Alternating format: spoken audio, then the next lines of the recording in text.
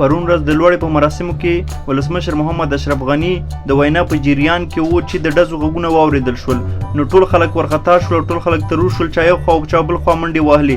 زیاتره ښځو خو د اشرف غني شاته هم ځانونه پټ کړل، خو ولسمشر اشرف غني هیڅ ونه ډار شو او ځای په ځای ولاړ و.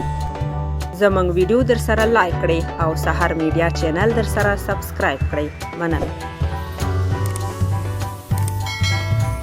نو کله چې ولسمشر محمد اشرف غني خلک ولیدل چې خلک ډېر ترور ول، نو یو دم یې خپل واسکټ خلاص که او دا یې ویل چې دا زرینه دا کمیس ده، دا زما تن دی د افغانانو د سره جار شي، زما دا سر دی په افغانستان باندې قربان شي.